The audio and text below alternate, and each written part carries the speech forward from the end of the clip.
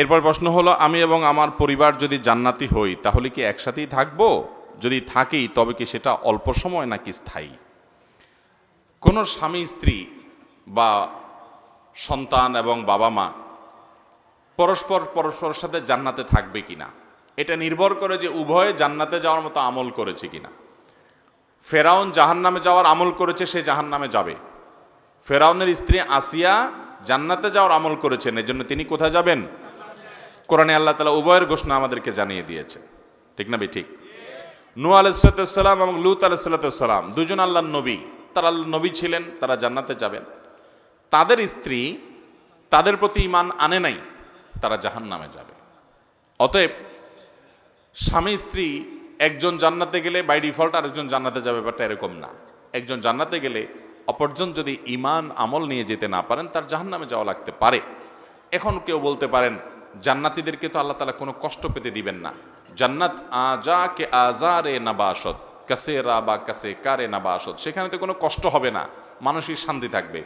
এখন কোনো নারী জান্নাতে গেলেন, তার স্বামী তার গুনাহের কারণে জাহান্নামে গেলেন, বা কোনো স্বামী জান্নাতে গেলেন, তার স্ত্রী গুনাহের কারণে জাহান্নামে গেলেন, তাহলে তিনি মনে কষ্ট পাবেন না? স্ত্রীকে স্বামীকে মিস করবেন না?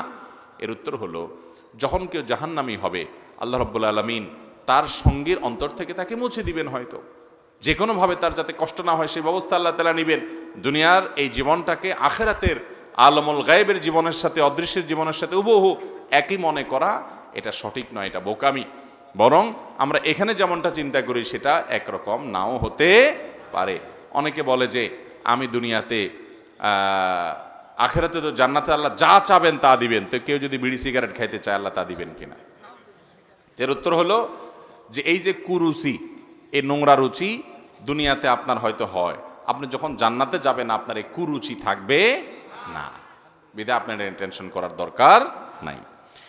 পিতা যদি মৃত্যুর আগে কোনো সন্তানকে আলাদা করে কোনো সম্পত্তি দেওয়ার ওসিয়ত করে যান, তবে সে ওসিয়ত মানা যাবে কি না, নাকি ইসলামী শরীয়ত মতে সমান ভাগে ভাগ করতে হবে? কোনো পিতা যদি জীবদ্দশা ওসিয়ত করে যান যে আমার অমুক ছেলেটাকে তোমরা ওই জমিটা দিয়ে দিবা, বাকিগুলা ভাগ করবা, অমুক মেয়েকে দিবা, বাকিগুলা ভাগ করবা, এরকম যদি ওসিয়ত করে যায় তাহলে সে ওসিয়ত গ্রহণযোগ্য হবে না। কারণ নবী আলাইহিস সালাম বলেছেন, লা ওয়াসিয়াতা লিওয়ারিস, কোনো ওয়ারিসের জন্য কোনো ওসিয়ত করা যাবে যার জন্য নির্দিষ্ট হিস্সা কোরআনে ঠিক করে দেওয়া আছে। ছেলে মেয়ে বাবা মার সম্পদে নির্দিষ্ট হিস্সা পাবে কি পাবে না? অতএব তাদের জন্য আর বাবা মা কি করতে পারবে না? ওসিয়ত করে যেতে পারবে।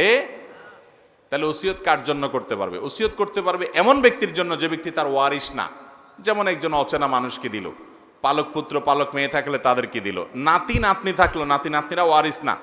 এই জন্য দাদা তার ছেলে ঘরে নাতিকে, মেয়ের ঘরের নাতিকে বা নাতনিকে যদি বলে যে ঠিক আছে আমার নাতিকে এই জমিটা দিও, আমার নাতনিকে এই জমিটা, তাহলে তাদেরকে ওসিয়ত করতে পারে, তাদের জন্য ওসিয়ত করলে জায়েজ হবে। সেটা 1/3, তার টোটাল সম্পদের 1/3 মধ্যে হলে সর্বোচ্চ ওর মধ্যে কার্যকর হবে, এর বেশি করলে বাকিটুকু কার্যকর হবে না। কিন্তু যদি ছেলে মেয়ের জন্য ওসিয়ত করে যায় বাপ মা, তাহলে সে ওসিয়ত কার্যকর হবে না। অনেক সময় আমরা জায়েজ না জায়েজ দেখি না, আল্লাহ তাআলার আদেশ দেখি না, বাস ওসিয়ত করছে চোখ বন্ধ করে সেটা নিজের অধিকার মনে করি, এটা ভুল। এরপরে প্রশ্ন হলো, সাউন্ড সিস্টেমে গান বাজনায় ভাড়া দিয়ে টাকা উপার্জন করা জায়েজ হবে কিনা? এটা তো তার ব্যবসা, ব্যবসা হলেই কি সেটা জায়েজ হয়ে যাবে? কেউ হারাম ব্যবসা করে, মদের ব্যবসা করে, যদি বলে এটা তো আমার ব্যবসা, তো আপনার ব্যবসা তো হালাল হতে হবে। আল্লাহ তাআলা আহাল্লাল্লাহুল বাইআ, আল্লাহ ব্যবসাকে হালাল করেছেন, কিন্তু এর মানে এই না যে আপনি নাজায়েজ ব্যবসা করবেন, সেটা আল্লাহ তাআলা হালাল করবেন। অতএব সাউন্ড সিস্টেমের ব্যবসা যদি করেন, আপনার মাইক, আপনার সাউন্ড সিস্টেম, আপনার লাইট, আপনার অন্যান্য যে সমস্ত আয়োজন আছে, এগুলো এমন কাজে ভাড়া দিবেন যে কাজটা হালাল এবং বৈধ। যেটা হারাম সে কাজে আপনি ভাড়া দিতে পারবেন না। যদি দেন তাহলে আপনি গুনাহের ভাগীদার হবেন। ওই যে আল্লাহ বলেছেন, ওয়ালা তাআওয়ানু আলাল ইসমি ওয়াল উদওয়ান, তোমরা পাপ এবং সীমালঙ্ঘন কাজে কেউ কারো সহায়তা করো না। একজন গান বাজনার অনুষ্ঠান করেছে, আপনি সেখানে ভাড়া দিয়েছেন, তাহলে তার কাজটা করতে আপনি সহায়তা করলেন, বিধায় এটা কি হবে না? জায়েজ হবে। মুশকিল হলো যারা বিশেষ করে ডেকোরেশনের ব্যবসা করেন, এইরকম জায়গায় যদি ভাড়া না দেন তো আর জায়গায় খুঁজে পাবেন না, দেখা যাবে। কারণ 100টা কাস্টমার আসলে 80টাই হলো ওই গান বাজনার কাস্টমার। তো ভাইরা আমার, জান্নাত তো এত সস্তা না। জান্নাতে যাওয়ার জন্য কিছু স্যাক্রিফাইস করতে হবে, কিছু ছাড় দিতে হবে। বিধায় আপনি যদি আশা করেন যে না দুনিয়াতেও আমি একেবারে 100-তে 100 পাবো, আখেরাতেও আবার জান্নাত পাবো, এটা কিভাবে আশা করেন? আপনার কাছে অনেক কাস্টমার আসবে, আপনার খানার টান পড়বে, রুজির টান পড়বে, রিজিকের উপার্জনের টান পড়বে, তারপর আপনি হারামে যাবেন না। এই যে স্যাক্রিফাইস, এই যে ছাড়, এই যে কষ্ট, এর বিনিময়ে তো আল্লাহ তাআলা জান্নাত দিবে আপনাকে। আল্লাহ আমাদেরকে সেই তৌফিক দান করুন। আমার উপার্জন কম হোক, আমার পাশে আরেকজন ডেকোরেশন ব্যবসা করে লাল হয়ে যাচ্ছে, বাড়ি গাড়ি করে ফেলছে, করে ফেলাক, আমার জান্নাত পেতে হবে বিধায় আমি ওই হারাম উপার্জন করব না। আল্লাহ আমাদের তৌফিক দান করুন। আমি খুব অসুস্থ, আমার যা ইনকাম করি আহাল পরিবারকে দিয়ে দেই। আমি অল্প টাকা ইনকাম করি, আল্লাহর উপর কি ভরসা করে চিকিৎসা করব না ভাবছি, এখন আমার করণীয় কি? দেখুন, অনেকে এরকম আছেন যে তার উপার্জন কম, নিজের চিকিৎসা করতে গেলে আর বাপ মা ভাই বোনের খরচ দিতে পারেন না, আবার তাদের খরচ দিতে গেলে নিজের চিকিৎসা হয় না। তো এক্ষেত্রে তার জন্য নিজের চিকিৎসা না করে পরিবারের ভরণ পোষণ দিলেন জায়েজ হবে কিনা? উত্তর হলো এটা জায়েজ হবে। কারণ চিকিৎসা গ্রহণ করা সব সময় ফরজ না, চিকিৎসা গ্রহণ করাটা সুন্নাহ সাধারণ অবস্থাতে। আপনি যদি মনে করেন যে আল্লাহর উপর আমি তাওয়াক্কুল করলাম, আমি আজওয়া খেজুর খেলাম, আমি দোয়া করলাম, আমি কোরআন থেকে শেফা গ্রহণ করলাম, আল্লাহ তাআলা চাইলে এখান থেকে আমাকে শেফা দিতে পারেন, আর আল্লাহ না চাইলে ওষুধ খেয়েও আমার শেফা নাও হতে পারে, আমি আল্লাহর উপর তাওয়াক্কুল করলাম আর পরিবারের ভরণ দিলাম, এটা জায়েজ হবে, এটা কারণে গুনাহ হবে না। আর যদি আপনি নিজে চিকিৎসাও করেন, আবার পরিবারকে যতটুকু না হলে ততটুকু দেওয়ার চেষ্টা করেন, তো সেটাও আপনার জন্য জায়েজ হবে।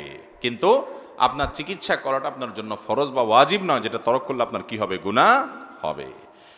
এরপরে প্রশ্ন হলো, আমি একজন যুবক, আমি সালাত পড়ি, বেশিরভাগ সময় অসুস্থ থাকি, আল্লাহ কেন আমাকে বেশি বিপদের মুখে ফেলেন? আমাকে কিছু আমলের কথা বললেন যাতে করে বিপদে আমি সবর করতে পারি। ভাইরা আমাদের অনেকেরই অভিযোগ যে আমি এত নামাজ কালাম পড়ি, তাও আমার এত বিপদ আসে কেন? আরেকটা আছে আমার সাথে পরিচিত, ওইটা নামাজ কালাম পড়ে না, তারপরে সে খুব সুখে শান্তি আছে। অনেক সময় এরকম হয় কি হয় না? শুধু তাই না, অনেক লোক দেখা যায় আগে বেনামাজি ছিল, বিপদ আপদ ছিল না, এখন নামাজ শুরু করছে, একটার পর একটা বিপদ, একটার পর একটা সমস্যা। হয় কি হয় না? দেখুন, নবী করিম সাল্লাল্লাহু আলাইহি ওয়াসাল্লামের একটা হাদিস আছে, আল্লাহ কাউকে ভালোবাসলে তার কিছু আলামত আছে, মার্কা আছে। আল্লাহ কাকে পছন্দ করেন, কাকে ভালোবাসেন, কিছু পছন্দ, কিছু আলামত আছে। এই আলামতেরগুলোর ভিতরে একটা আলামত হলো, ইন্নাল্লাহা ইযা আহাব্বা কওমান ইবতালাহুম, আল্লাহ যখন কাউকে ভালোবাসেন তাকে পরীক্ষায় ফেলেন। তাকে কি করেন? তাকে পরীক্ষায় ফেলেন। নবীগণ তাদের সম্পর্কে আপনার হাদিসে আছে, আসাদুন নাসি বালাআন আল আম্বিয়া সুম্মাল আমসাল ফাল আমসাল, সবচেয়ে বেশি বালা, সবচেয়ে বেশি বিপদ মুসিবত এসেছে যাদের জীবনে, তারা কারা? নবী রাসূলগণ। তাদের সাথে যাদের যত বেশি মিল হবে, তাদের জীবনে বিপদ আপদ তত বেশি আসবে। ইমাম ইবনে তাইমিয়া রাহমাহুল্লাহ একটা উক্তি আছে যে আল্লাহর পথে কেউ যদি আসে, আল্লাহ তাকে প্রথমে ধাক্কা দেন, পরীক্ষা করেন যে ও আসলেই আমার পথে পরিপূর্ণ এসছে কিনা। এই জন্য আল্লাহ বিপদ দেন। যদি সে সরে যায় তাহলে তো ফেল হয়ে গেল, আর যদি সে টিকে থাকতে পারে সে পরীক্ষা পাশ করে গেল। এই জন্য ভাইরা, আপনি নামাজ পড়েন, আল্লাহর পথে এসেছেন, তারপরে বিপদ আসছে, এটা আল্লাহ তরফ থেকে পরীক্ষা, এটাকে আপনি জয় করার চেষ্টা করেন, এই চ্যালেঞ্জে আপনি জেতার চেষ্টা করেন। এখন কথা হলো, এই কষ্টে আপনি সবর করবেন কিভাবে? দেখুন, একটাই আমল আছে যে আমল করলে আল্লাহর কাছে হিসেব ছাড়া বিনিময় পাবেন। আল্লাহর কাছে হিসাব করে আমরা কি পার পাইতে পারবো কি আমাদের ময়দানে? হিসাব ছাড়া যদি পার হতে চান, তাহলে তার জন্য আমল হলো সবর করা। কি করা? আল্লাহ কোরআনে বলেছেন, ইন্নামা ইউওয়াফাস সাবিরুনা আজরাহুম বিগাইরি হিসাব, ধৈর্যশীল আর সবরকারীদেরকে আল্লাহ তাআলা যে দিবেন, হিসাব ছাড়া দিবেন। এই জন্য কি করতে হবে ভাই? সবর করতে হবে। সবর এমন একটা আমল যে আস-সবরু জাযাউহু আল জান্নাহ, ধৈর্যের বিনিময়, সবরের বিনিময় হলো জান্নাত। একজন মানুষ নামাজ পড়তে কষ্ট হয় তবুও নামাজ পড়ে, ফজর নামাজ পড়তে আসতে কষ্ট হয় তবুও কষ্ট করে, এর নাম সবর। একটা মানুষ টাকা হারাম উপার্জন করতে পারে, সবাই করে, সে করে না, গরিব থাকে তারপরও করে না, এই যে সবর। নিজেকে নিয়ন্ত্রণ করে, রাগের চোটে একটা গালি দিতে পারে কিন্তু দেয় না, আল্লাহকে ভয় করে, সবর। কারোর প্রতি জুলুম করতে পারে কিন্তু করে না, সবর। সে চাইলে খারাপ পথে যাইতে পারে কিন্তু যায় না, সবর। এই সবরের বিনিময়ে আল্লাহ তাআলা জান্নাত দিবেন। আল্লাহ আমাদের সবাইকে সবরকারী হওয়ার তৌফিক দান করুন।